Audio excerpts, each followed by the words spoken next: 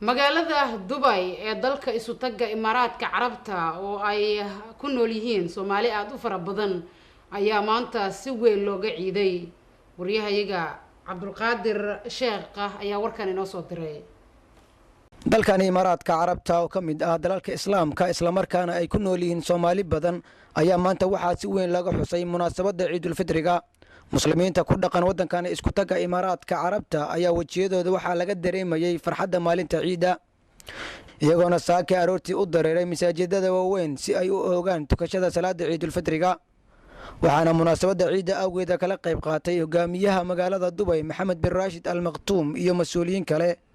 waxaana markii ay soo gabagabowday tukashada salaada Ciidul Fitriga telefishinka qaranka Soomaaliyeed uu la kulmay shacabka Soomaaliyeed ee ku dhaqan magaalada Dubai iyagoona hambalyo ku aadan maalinta munaasabada Ciidul Fitriga u diray eheladooda iyo qaraabadooda والله محمد نور محمد halkan waxaan ka salaamay ummadda muslimiinta meel walba joogan waxaan leenahay ciid wanaagsan kullu caam antum bilkhayr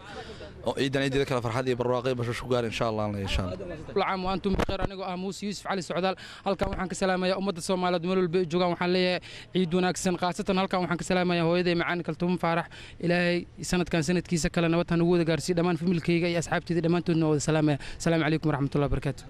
ciid wanaagsan taqabbalallahu minna wa minkum saalih al-a'maal waxaan halkan ka salaamayaa ummadda Soomaaliyeed meel walba joogan waxaan salaamayaa gaar ahaan waalidiinteeda oo ah Aweys Burci iyo Umar Jiilaan waxaan salaamayaa walaalahayga iyo asxaabteyda inta feeskayga taqaan waxaan u rajeynayaa insha Allah in ciideeda bashbash iyo barwaaqo inay ku gaaraan assalaamu calaykum waraxmatullaah magacaygu waxa la yiraahdaa Khalifa Cabdiwaab Xaaji Aadan waxaan halkan ka salaamayaa dhammaan ummadda Soomaaliyeed gaar ahaan dadka ku nool dalka Soomaaliya magaalada Muqdisho waxaan leeyahay kullu caam wa antum bikhayr aywa Maxamed Axmed Faarax waxaan joogaa Imaaraadka Carabta ummadda Soomaaliyeed iyo ummadda Islaamka waa salaamayaa ciid wanaagsan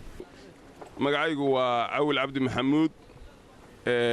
waxaan joogaa Imaaraadka Carabta magaalada Dubai ciid wanaagsan ayaan leeyahay ummadda Soomaaliyeed meel ay joogaanba iyo ummadda Islaamkaaba kullu caam wa antum bikhayr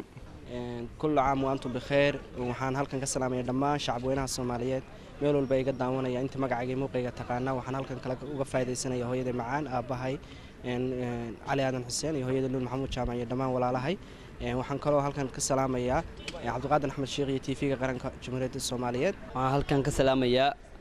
familkayga oo dhan iyo asxaabteyda qaraabadana soo koobi karin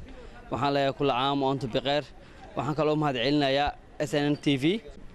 bismillaahir rahmaanir rahiim ciid wanaagsan ayaa leeyahay ummadda Soomaaliyeed meel walba ay joogaan gaar ahaan waxaan salaamayaa dhalinyarada reer Dubai ciid wanaagsan waxaan salaan iyo hambalyo u diray dhammaan ummadda muslimiinta ah meel walba ay joogaan qaasatan familygayga aabahay Shariif Cali Axmed iyo hooyaday Xaawo Maxamed Ibrahim walaaladay xaasaskooda bahda telefishinka qaranka Soomaaliyeed anoo ka salaamaya bahweynta Soomaaliyeed iyo bahweynta Islaamka meel kasta joogaan inay ciideeda caafimaad ku gaaraan anoo ah magacay Maxamed Cabdullaahi waxaan ka salaamayaa ummadda Soomaaliyeed meel kasta ay joogaan dunida daafaheeda gaar ahaan madaxda Soomaaliyeed Cabdulqaadir Axmed Sheekh raadiyaha telefishinka qaranka Soomaaliyeed magaalada Dubai